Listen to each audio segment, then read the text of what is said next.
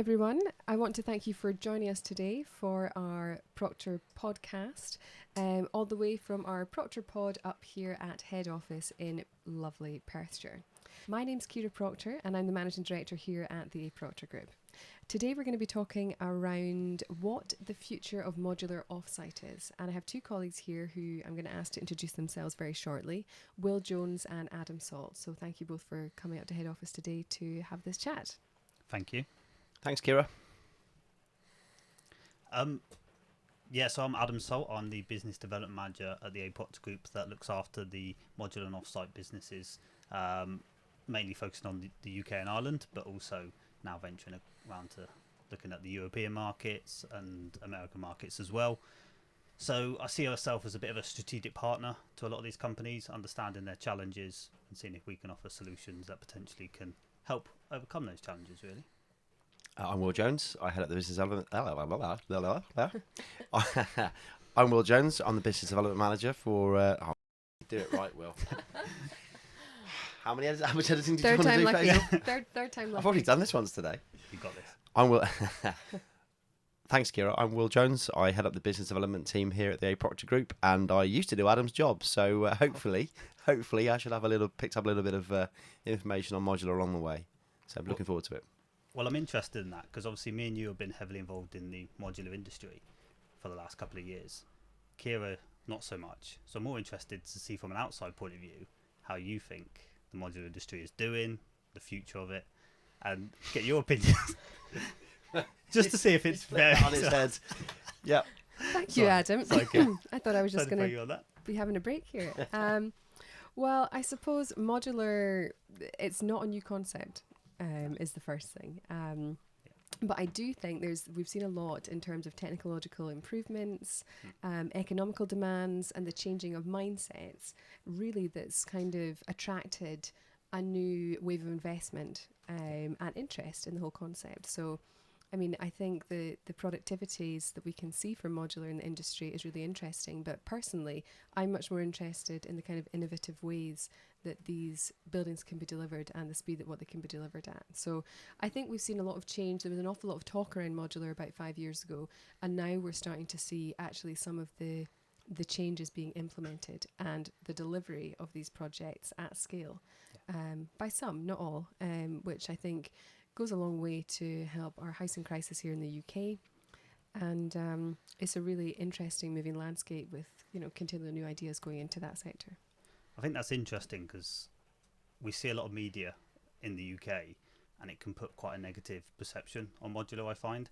So you're right there. There's a lot of positivity. There's a lot of investment coming into the sector. There's a lot of innovation. Every modular factory I've been to is different, has different processes. Some full robotic, others very hands-on with staff manufacturing the modules. And it's very interesting to see that kind of a viewpoint. There's a lot of success as well, and I think that's not spoken about enough. There's some pretty big companies out there that are manufacturing, supplying, and building some pretty impressive buildings out of, if we stick with volumetric modular for now, and that's I think that's kind of not swept under the carpet, but it's not such an exciting story as this hasn't worked or that's not working or we'll just stick with traditional. I think it's quite interesting to from my point of view, you've seen over the last 5 years the sector grow probably longer than that actually, quite dramatically. But the focus on modular has also changed. As you said, Keira, this isn't new. Volumetric modular offsite panelised systems have been around for many, many years. The focus is definitely different. It's become almost some of these super factories that have been manufactured and built over the last decade have really come to the forefront, and there's a lot of pressure on these guys to deliver a product and get it right. Yeah. And when that doesn't happen, that's really when the negativity starts to come and that gets sort of spun a bit out of control, I think. Definitely. But I certainly see the benefits of modular. I think with the weather we have in the UK in particular, having an off-site built house makes a lot more sense to me. And with the numbers that we're trying to hit for the housing shortage, I do see it as the answer. And I think we'll see a lot more companies set up, a lot more investment come into that sector. And I think it's good to see it develop to what we've seen in the last couple of years. But I think the next years coming is going to be even more investment in there. I also think the perception of modular in the UK has evolved over the past number of years. So even, myself, going back historically, there was very much a perception that they all looked the same, they all performed the same, especially when it comes to the volumetric side. But I think now there's a much more varied offering of materials that can be used, both during the actual performance in terms of the makeup of these modules and the aesthetics of what they can look like afterwards. Yeah. So whilst they may be similar, there's definitely more material choices, which I think is important to the end user, or Mr. and Mrs. Smith, who may eventually end up in the domestic ones, certainly. Yeah, I've never really understood that sort of theory or belief that they all look the same, because don't a lot of our houses, you go down a housing estate today in the UK that's newly built, and whether it's been built traditionally or modular, they all look the same, right? I mean, you've really only got sort of maybe 4 or 5 different house types that are kind of rinsed and repeated over again. And I'm not saying that's a bad thing. Of course, it has to be done for cost more than anything. But yeah, that's normal, right? We the house doesn't make a home. That's really corny. You can cut that out. I like it. No, I do agree with that. I think, and I think also there is that bit misconception that modular can't adapt. You speak to a lot of these companies, they can have a number of different types, but they also do design for clients as well. It is a bit more difficult when you've got a set up factory and a set up line.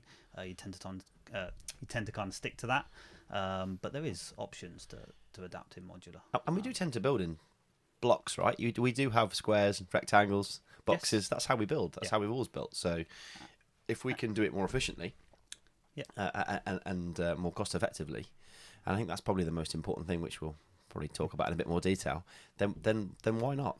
Well, it leads us on to a nice point when we talk about energy efficiency and where we're going with the building regs and the standards, in terms of, if you want to get better performances, keeping the design simple and almost box-like means it's going to be easier to achieve those performances. When you start putting in loads of curvatures into your building, you come at risk of potential points of failure. So modular makes it simpler to achieve better performances. And if we're wrapping whole modules as in part of a house, you've got a more continuous airtight line rather than having different sections wrapped with air tightness lines. And that's quite an interesting concept as well. We always think that, because you simplify things in your head, don't you? It's a module. It's going to be delivered to site as a box.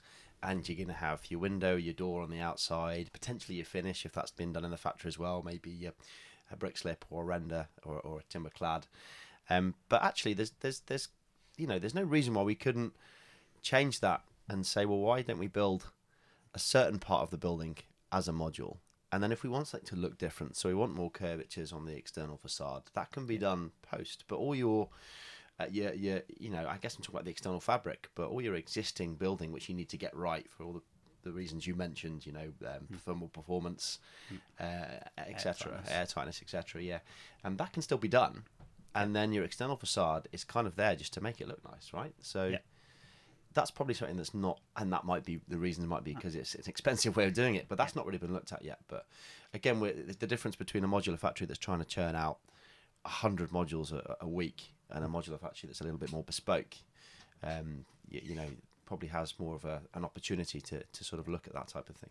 Yeah, and I think it's important to clarify here that modular companies build differently and finish differently as well. So some modules will be up to the membrane, the sheathing board, USFS or timber frame, maybe your internal fit out done. Others will have the insulation on the outside and also the cladding and look like almost a complete house when it leaves the factory, and is connected with other modules. So yeah, they do finish at different stages, but there still might be some on-site work. Again, potential there for making the facade be a bit more unique on site, but it can happen also in the factory as well. Yeah, definitely. Yeah. What do you think about the car factory analogy that always seems to get buddied up with house volumetric modular houses? It's a good point. I mean, it's a good concept in terms of it's something that's worked very well for many years, been refined. I've seen Toyota and a lot of their methodologies now been adapted across the world to how to work in factories. However, when I look at building a house, I do see it as a little bit different because it is a home at the end of the day. There is a lot of performance criteria that is, I suppose, it is critical in making cars as well, but I do find it just a little bit different. So I think understanding how to build a house before you start with your factory and your factory line is probably the most important part, and it's probably going to solve a lot of problems once you get later on down to actually finishing your house. That's my personal opinion. Yeah, I think it's not a little bit different. I think it's a lot different. I think you can't really compare the two, and that's, in my opinion, a bit of a mistake that a lot of people do. You know, they'll say, well, we can build a factory that can churn out hundreds and thousands of cars. Why can't we do that with modules? I think once it's set up and you've got your design, you've got your working house build, then yes, maybe some of the operation features within the factory and can be comparable to how you operate within an automotive industry. But I do like to keep it a little bit separate in terms of we're trying to build a house here or a home for an end user, and work backwards from that point of view. The scale's also massively different, right, as well. You know, a car's a bit smaller, a bit more plastic, you know. Yeah. Whereas your house is obviously, it's a lot bigger, and obviously it's a lot more difficult to replicate, and because people want them to look, you know, differently or behave in a different way depending on the actual fundamental performance of the house itself. I think it's although it's easy to say, well, yeah, but there's different cars, they look different, they have different performance criteria. I think it's a lot more tricky to get that right and build something that you're going to live in, and function as a house, and sort of repeat that. I think that's quite difficult, and maybe, again, this is probably just me talking about something I don't know enough about, but maybe some of these factories, the way I've seen some of them been designed, it's been right. We want to kind of almost churn out this amount of modules, and this is how we're going to do it. It should be easy, right? We're just going to create a factory, and it's going to build these modules for us. And the thought hasn't really gone into, well, actually, what do we want? What's the end game here? What's the actual final piece of the puzzle? And how can we make the factory work for that? It's almost like the factories. It's what the factory can do to build a house, not what do we need the factory to do to be able to build that module the most cost-effective way possible. Yeah, and I suppose when the car comes to the end of the line in automotive industry, that's a finished car. When the module comes to the end of the line in a modular construction, it's not the end of the house. It still needs to be shipped to site, installed onto the groundwork system, and potentially a bit more additional work done on site as well. So that's still part of the construction phase, and the way that all interacts, and then the problems that can occur in that storage, transportation, and install on site is where we're starting to see a lot of the remediation costs come in and a lot of the problems into modular. So I suppose that leads us nicely then on to the problems that we commonly occur with a lot of these systems. Did you want to start? Or? Did I want to start? Problems. Challenges that we've had to help deal with some of the companies. I think one of the keys that is for me, and you mentioned this earlier, transporting the modules, but also the storage of the modules. Yes. You know, a factory's built, and we build a module within a factory, and then it's not ready to go to site yet. So where do we put it? It tends to be in the yard or maybe the car park, and it's left there for a period of time. And unsheltered. Was it designed to do that? Was it designed to be left exposed for that period of time? And that's where I think initially, when I first sort of started talking to big volumetric modular companies, there was sort of niggly issues there. Yeah. How do we protect that module from becoming damaged, moisture ingress, UV degradation? Has been a bit of a problem. Condensation, that's a real big one. Mold in the storage, and I think that's interesting to the way our approach is now, because for a lot of projects you will do the hygrothermal assessment for the completed build, but now with modular we're looking at doing the hygrothermal assessments for the partial build, where it's going to be at storage stage, because if it's stored for 3, 6, 9 months, we need to understand what's going to happen to that module in that state during that storage phase. So it's important to analyse that area as well, which we've started doing with a lot of companies. We've seen, because of that, we've seen different kind of outcomes on hygrothermal assessments and condensation risk analysis. As an example, we get quite a bit of solar gain on what we presume to be solar gain on exposed modules where we have a very, very potentially cold temperature, and then a nice clear day is upon us and the sun comes up and heats up that module really quickly. And if you've got any sort of wet trades that have been completed within that module recently, there's quite a high water content, and it's got to go somewhere. But you've wrapped that module in something. It might be a plastic membrane, it might be a vapor permeable membrane, but the amount of moisture loading that you get that's all of a sudden being heated up can create that condensation risk. That's quite a good point there. We see a lot of modular companies in the shrink wrap, normally in white colour and potentially with their logos on it. Obviously that's normally an impermeable system, so if that module does have moisture in trying to dry out, that will cause condensation in areas, and we've seen that on a number of modular reports during the storage phase, causing condensation. So being able to remove that plastic wrapping, have a vapor permeable system that can protect the modules from weathering and also drying out, such as the wrap tight, it is critical to the design, really, I think.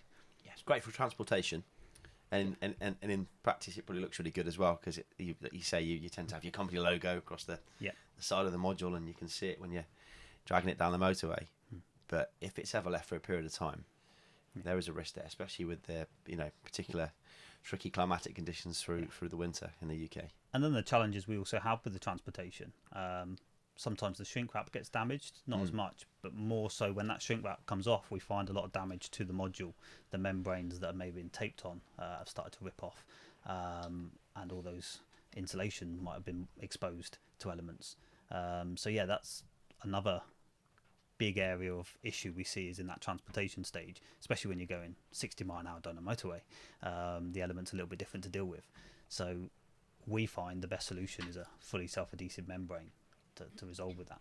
I think that's where it can be so confusing, because all the time and investment goes into this modular sector, and then after the module's complete, we still see a lot of evidence of companies not adequately protecting the finished product, if you like.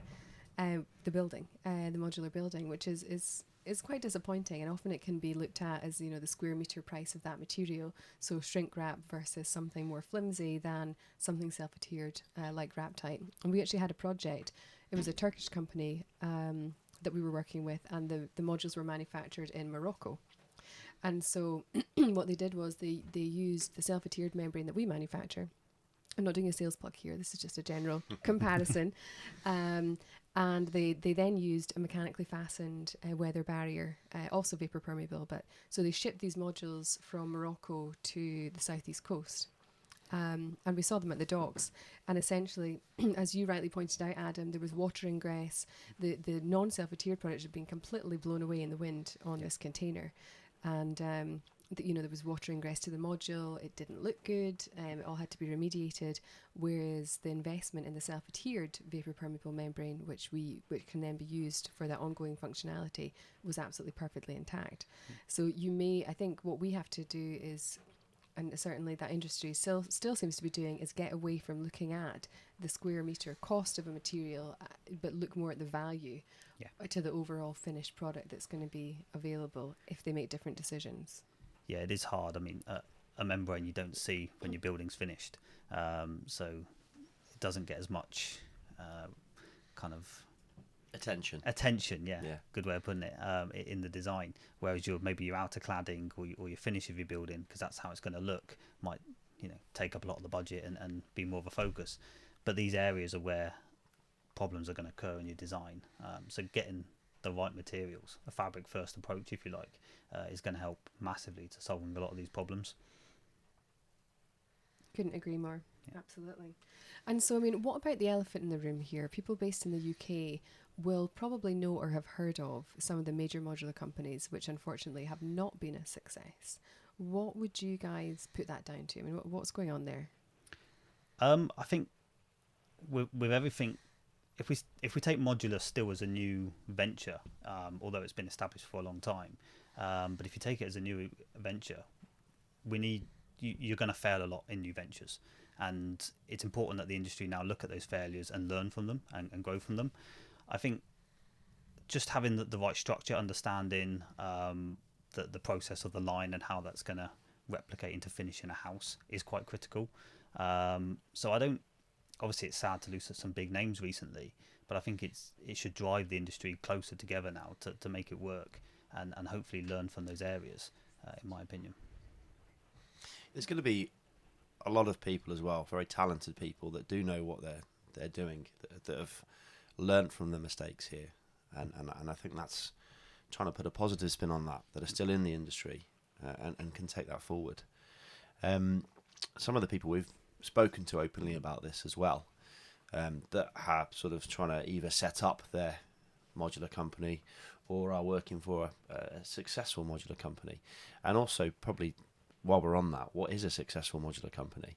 I'm talking here of people that are working on a weekly basis and making money and manufacturing modules and selling them and have a client base and are consistently doing a good job. So we've got the challenges that are set out by the housing shortage, and I think there's a lot of pressure on modular that should be the answer. This is going to sort this out. We get this right, and we can replicate, hundreds of thousands of houses out of a factory. And I think that's sometimes where it's going wrong. Do we need more modular companies? And probably the answer to that is yes. Yeah. And more focus on getting it right. We need people to support the industry as well. Warranty providers, insurance companies, building control need to understand it more. And I think there's a lot of benefits to building control as well. If you've got to go to a 500 home housing site and inspect every home, that's going to be very difficult. You can come back on certain days. You're not going to see everything be manufactured or built on site. Sorry, you can only probably visit a number of plots. When you go to a modular factory, you can watch every process to every house in one location. So there's a lot of benefits there. So I think a lot of people need to get behind the industry and support it. And then there's the media side of it as well. I saw an article in The Guardian that said, return of the prefab. Now, I'm glad you laughed there, Keira, because the title doesn't really excite me. I don't know how that feels for yourselves, but prefab's not exactly got a great kind of feeling towards it. No, I mean, prefab has a very post-war kind of perception of the market, and prefab essentially is just anything that's done off-site, and it doesn't genuinely become associated with quality. And I think I remember there's a big tower collapse in the US, must be 30 or 40 years ago, so it's again not a new concept, but that really gave a very bad reputation to prefabrication. That was global. I mean, it went around the world and people were very nervous of it. So I think there's this kind of negative connotation with prefabrication being cheap, not using quality materials, and actually it's just a word, and modular is very different. So if you were driving around looking to buy a house and that was the slogan to try and draw you in, it probably wouldn't. But if it was something like precision built off-site house system to control tolerances in a controlled environment, actually, I might go have a look at that. I might be interested. So the language we use around the industry is very important, and I think everyone's got to come together and support it, and that's the only way it's going to take that next leap forward, in my opinion. When you see some of these finished projects, though, right? I mean, it's hard to tell the difference between a modular house and a traditional built house, because essentially, as we mentioned earlier, the actual aesthetics of the building, you still have the options to make it look like you want it to look, whether that be your cladding, your render, your brick, your block, your stone. You still got the flexibility to be able to do that with a modular build. The idea behind it is to try and long pause. Give people the option for materials. I was going to go with the idea behind it is to be able to replicate a high performance building at I think cost. we'll. I was going to go with cost. I think what what you were trying to say there, Will, is really the concept of repeatable quality. Exactly that. So because these modules, they are manufactured in a factory, a lot of the quality checks are carried out the factory. And Adam pointed out earlier, that does have some challenges because there's still work to be done when it goes to site. But in terms of the amount of the reduction of work and labour that's done off-site, it really does allow these checks to be carried out in a factory setting, and therefore it really does improve the first-time quality on that building, in my opinion. Yeah, we've talked a lot about challenges with modular. Let's not forget there's a lot of challenges and problems in traditional built homes. There's a number of issues on a number of housing sites with traditional built, so it's quite common to have problems in build. We see some very big traditional house builders that we know are no longer with us, or have changed guises. So you're right. It's a good point to bring up. It just seems to be, if it happens to a modular company, it's a massive kind of negative connotation on the entire industry. It's big news because it's newer. Yeah. I think the other thing we should probably have a chat about today is the whole concept of sustainability. So, there are studies that show how much less energy is required to produce a modular building than it is a traditional building. Now, of course, we work with the whole industry, so we wouldn't say which is better in particular. But in terms of the sustainability of the product, there's a lot of technologies being built into these modular homes in the factory, and waste reduction, of course, on site because of the planning and the process that goes into how these are manufactured in the factory. There's surely a lot of benefits we can discuss there. Yeah, and I think I've seen that firsthand when I've been to a lot of building sites, and they look like a building site. There's a load of mess everywhere, and I go to factories all the time, and it's really well organised. It's neat. There's not as much wastage. It's controlled. It's a lot easier for people to collect wastage because it's from one location rather than a number of different sites. So there's definitely a lot of advantages from recycling and waste. And then there's the benefits of the precision built homes being better performances when tested on site once they're delivered and finished, and that's got to be a big thing, a big driver going forward for sustainability and energy performance. I had a conversation a while back now where they were talking about potentially the idea of a pop-up modular factory, because one of the big issues has been transportation. And if you've got somebody who wins a modular project and they're based up in the northeast, and the project is based down in the southwest, that's quite difficult. Transporting these huge modules on our, small network of roads that we have, it's not easy. And that's where, as we said earlier, that's where there's quite a high risk of things going wrong, whether it be damage or just the fact of time really getting it to site. I quite like the idea of that. I wasn't too sure how this would work, but it's quite interesting to sort of explore, if there was a modular manufacturing site in every county in the UK, and that could be responsible for a lot of the local authority work. Would that not be one way of potentially making this more of a success? There's a lot of facilities across the country that may work in other sectors and other industries that could be empty throughout periods of the year, or certain times because they're not busy, and they could utilise their facilities for that project, and their staff as well. Upskilling, training and all that can happen a lot easier, I think in modular.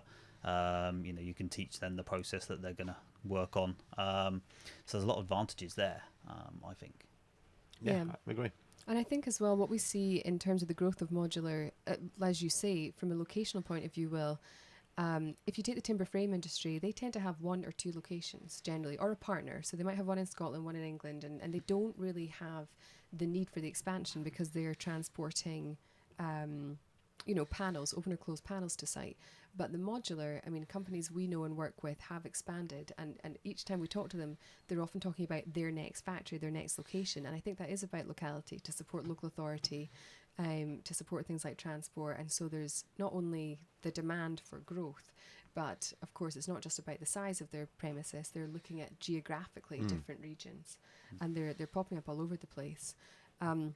But I think one of the good things about modular is really the acceleration of project timelines it can offer, and really that can have such a profound effect on the economy, not just in the UK but globally, because if we have this housing shortage all over the world essentially, and if that can be achieved with faster builds, and it's proven that that there are faster build programs.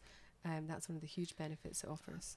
And that's invaluable to a lot of other projects, not just housing that we've spoken a lot about today. Think about a school that has a set time frame during the summer holidays and needs to get a project finished. Traditional built is going to make that very difficult. Having modules already made, just delivered and installed on site in that small time frame is more achievable, more possible, which is why we've seen a lot of education led projects, MOD, Ministry of Defence led projects take up the route of modular and support it as well, which is a good thing for the industry. We get a lot of things right as well. I think we're very hard on ourselves as a nation. We say when we do things wrong, we're the first to say, "Oh, look, that didn't work," or "We failed here." But we get a lot of things right, especially in modular, and I think that shouldn't be overlooked. I know you've spoken to a few industries from abroad who will look at our modular industry and say, "How are you doing that? Well, how's it working?" Totally agree there. I listen to a lot of podcasts, obviously construction related and modular related, and the ones from Europe and America almost see the UK as pioneers in modular. And if you said that to anyone in the industry in the UK, you'd be like, well, no, I've seen this advert. They wouldn't believe you, would they? They wouldn't believe you at all. No. We're doing some phenomenal things with high rise. I mean, the modules stacking up for high rise in London, now Birmingham as well. It's phenomenal.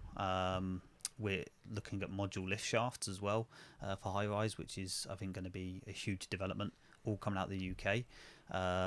But yeah, listening to what's happening in Europe and America, a lot of people are looking at what we're doing and always seeing us a bit as pioneers in the industry. So we should be proud of that. Yeah, something to be excited about, I think. Yeah, definitely. I agree. And I mean, we talk a lot about the challenge of labour in the UK, and this does solve another problem. So, we do have a labour shortage in the UK.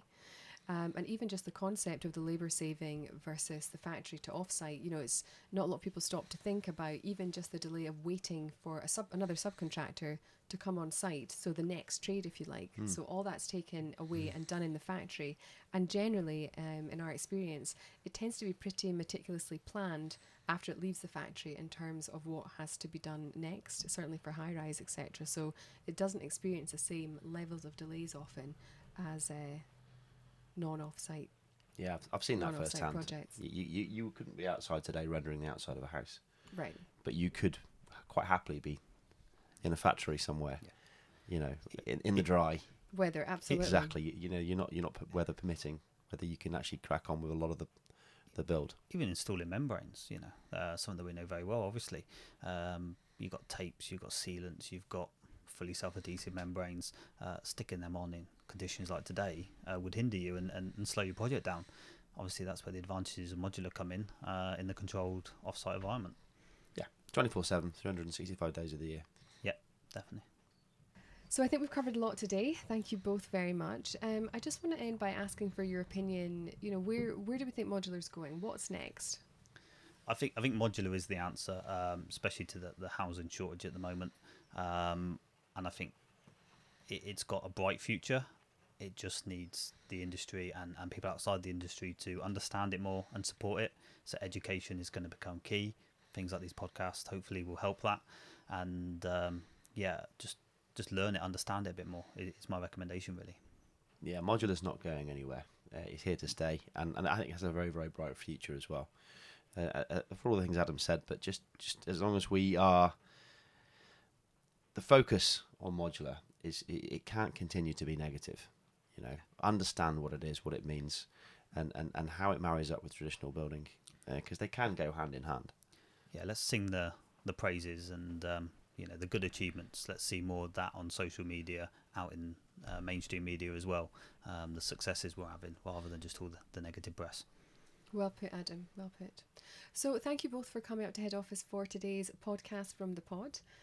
Proctor Podcast from the pod, I should say, and thank you very much to all our listeners. We do have more episodes coming on different topics with some of the same colleagues that joined us today and some different colleagues, so please keep your ears pinned for our next episode, and we look forward to you joining us again. Thank you. Thanks, Keira. Thanks, everyone.